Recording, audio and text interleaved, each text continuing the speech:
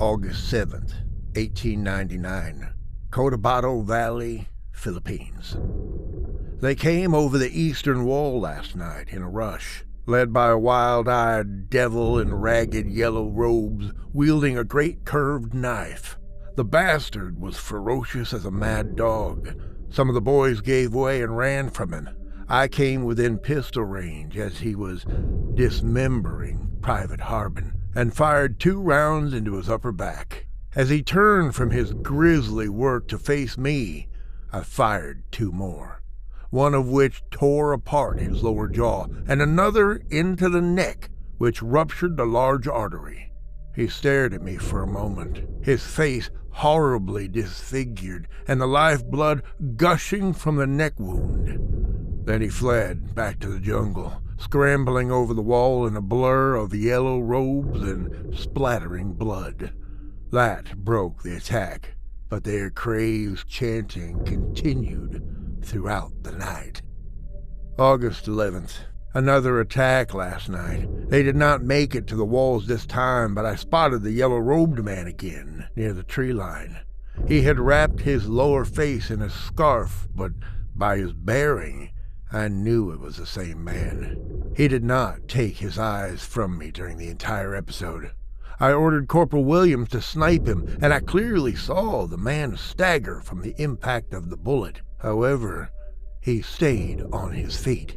Williams prepared to fire a second round, but Yellow Robe faded into the jungle before he could get a beat on him. Something is not right here.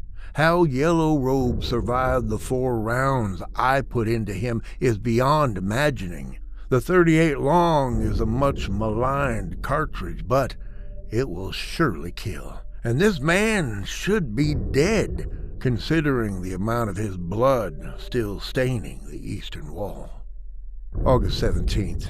Severed head of Williams found near main gate this morning. Eye sockets and mouth stuffed with yellow rags. How Williams was killed outside the walls of the fort is impossible to guess. The only logical answer is that he left the camp willingly. There is no way he could have been taken by force unless we have traitors among the scouts. August 18th. Talked to some of the boys who were close to Williams. They told me he had been sleepwalking and was found standing at the wall the last 2 nights before his murder. He proved very hard to wake and mumbled that the yellow-robed man was whispering to him from the jungle. August 19th. Some bastard left a yellow rag in my coffee cup this morning. When I find the fellow behind this prank, a day locked in the tool shed should convince him this is no joking matter. August 21st. Dreamed of Yellow Robe whispering to me last night. Couldn't understand the words, but I know he wanted me to come into the jungle. August 22nd. Sleepwalking last night. Dreamed Yellow Robe was calling to me, and I attempted to climb the wall.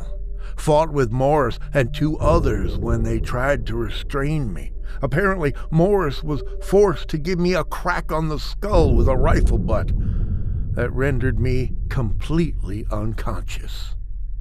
August 23rd. More dreams last night. By this time, I saw where Yellow Robe wants me to go. It was a clearing somewhere deep in the jungle. Yellow Robe's followers were wildly dancing around a bonfire while that devil hacked apart some hapless villager and screamed a barbarous incantation at the stars.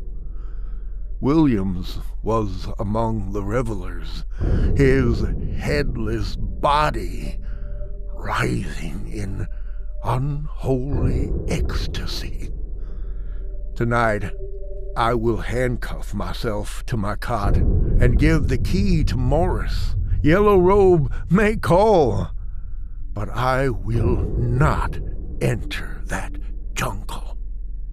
Note: Guy Lindley disappeared the night of August 23rd, 1899. A trail of blood led from his quarters to the eastern wall of the encampment. He had apparently bitten off his thumb to free himself from handcuffs. Missing and presumed killed in action, Lindley's thumb was shipped to his home in Bowling Green, Kentucky, and given a proper burial.